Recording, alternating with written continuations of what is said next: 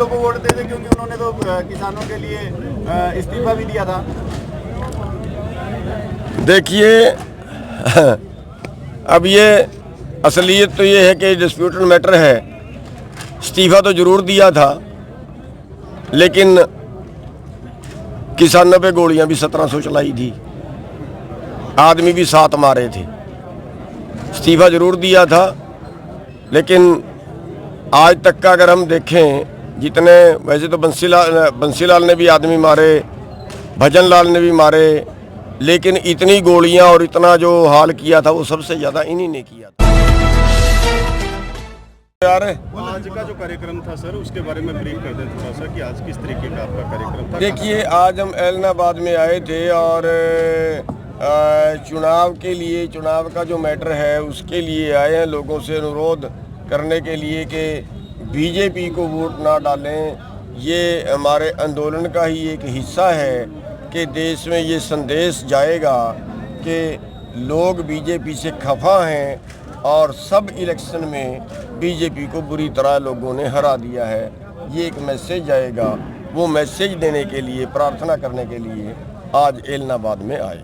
कितने गांव का कार्यक्रम था आज का? और देखिए, आज मुख्य तौर पे तो 4 प्रोग्राम थे, लेकिन उसके बाद शहर में जुलूस और अभी रास्ते से आए हैं तो 8-10 गांव रास्ते में, जिन्होंने बहुत अच्छी संख्या में इकट्ठे हुए तो बहुत अच्छा उन्होंने स्वागत किया है।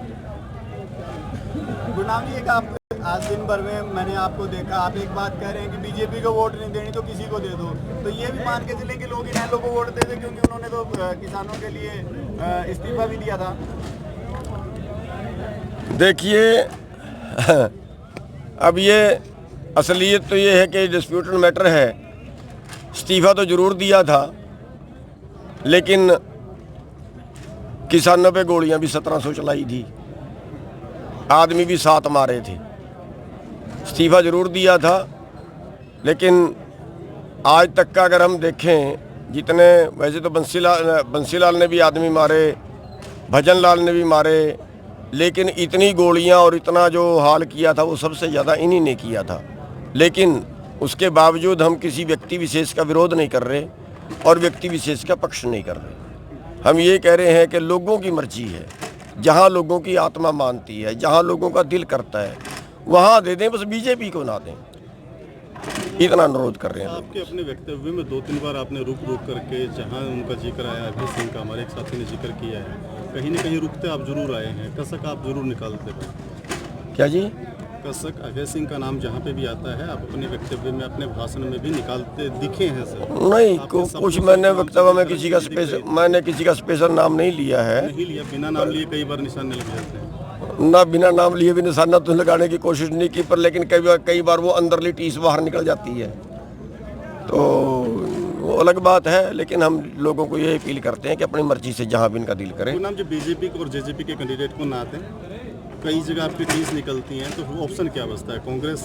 नहीं, हम ये नहीं कह रहे हैं, हम किसी को इशारा नहीं कर रहे हैं कि उसको डालना है या उसके कुछ करना है। हमारा कोई इशारा किसी तरह का नहीं है। लोग अपने विवेक से जहाँ उनको ये लगे कि यहाँ ठीक है। और हम एक बात और कह रहे हैं कि इस चुनाव में किसान मोर्चे का कोई उम्मीदवार नहीं है,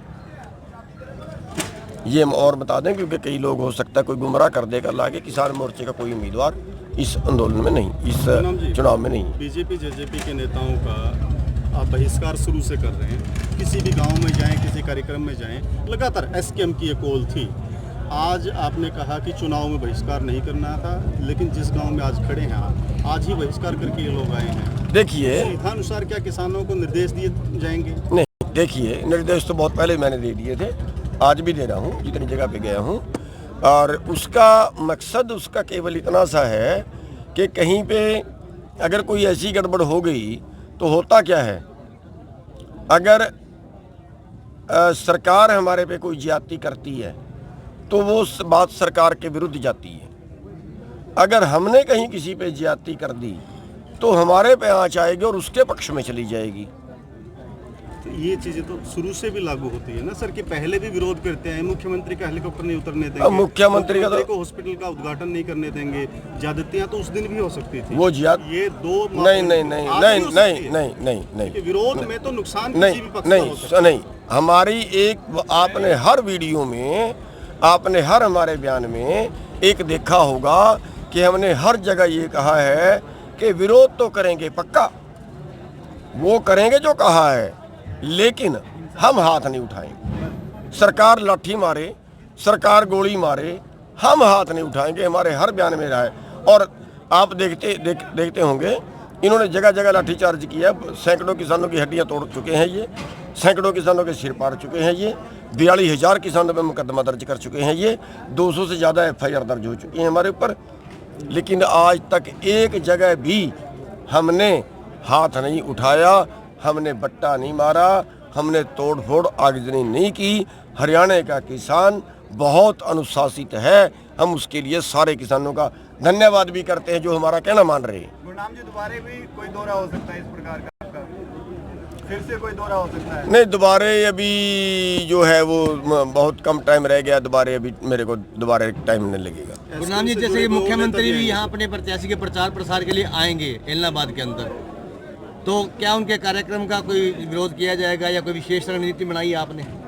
वो टाइम के टाइम देख लेंगे जब आएगा, अभी तो उसके कोई प्रोग्राम है नहीं, जब आएगा तो देख लेंगे टाइम के टाइम। गुरनाम जी, SKM से जुड़े और भी नेता क्या विरोध के लिए आएंगे बीजेपी कैंडिडेट?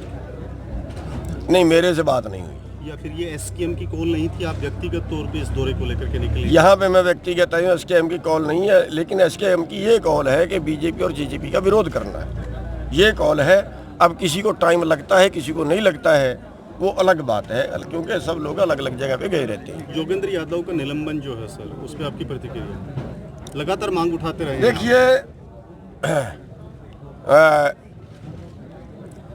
जिस तरीके से वो उनके घर पे गया है वो अति निंदनीय है, और ऐसे लगा है जैसा इसकी कहीं मिली भगत है। सारे पूरे हाउस ने ऐसा महसूस किया है और उसको माफ़ी मांगने के लिए कहा था, और माफ़ी मांगने के बाद उसको 1 महीने के लिए उसकी सस्पेंशन की बात तय हुई थी कि माफ़ी मांग ले और 1 महीने के लिए तेरे को सस्पेंड कर दें। तो 1 महीने के लिए उसको सस्पेंड कर दिया गया था, SKM से भी और 9 मेंबरी कमेटी उससे भी, दोनों कमेटियों से सस्पेंड कर दिया गया था उसको।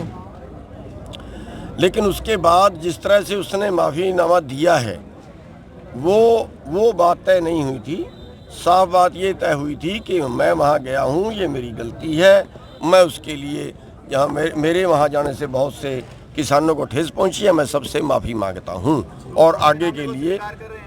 जी, उस माफीनामे को स्वीकार कर रहे हैं आप लोग? नहीं, माफ़ीनामा मेरी समझ से स्वीकार नहीं है, लेकिन अगली मीटिंग आएगी उसमें ये बात रखेंगे, क्योंकि जिस हिसाब से उसने बात की है ये तो हिसाब वो पहले भी अंदर भी उसने बात कर ली थी, और ये तो ऐसा उसने लोगों को दिखाना चाहा कि ये समाज में बहुत बड़ी आदमी है, बाकी सारे बेवकूफ़ हैं। सर, आपने जवाब में पहली लाइन में ये कहा कि वो वहाँ गए और लगता है कि उनकी अपनी मिली भगत है, ये समझ नहीं आया कि किस तरीके का? थोड़ा मैं ये कह रहा कि हमें पूरे हाउस को ये लगा कि इसकी कहीं बीजेपी से मिली भगत है, तब उनके घर पे गया। सिर्फ बीजेपी, वरना कहीं न कहीं इस हत्याकांड में भी उनकी मिली भगत आप है जी?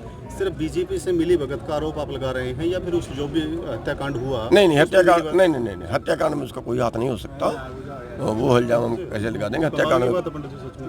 वो तो सिर्फ इतना है कि उनके गया, वो ये दिखाना चाहता है देश को मैं बड़ा न्यायवादी हूँ। अरे किस बात का न्यायवादी? उन्होंने हमारे 5 आदमी मार दिए जीप चढ़ा के, आज तक किसी एक बीजेपी के नेता के अंदर संवेदना नहीं जागी। हम उनके घर पे जाके आए, कुचलने वालों के घर पे जाके आए, मतलब हद ही कर दी ना। तो इसलिए वो स्वीकार्य नहीं है। पूरे हाउस ने का ये फैसला था कि वो सरेआम सीधे सीधे माफ़ी मांगे, लेकिन वो भी उसने गोल गोल घुमा दी। चलो जी, शुक्रिया, थैंक यू। राष्ट्र निर्माण की जानकारी के लिए ग्राउंड मीडिया चैनल को सब्सक्राइब करें और शेयर करें।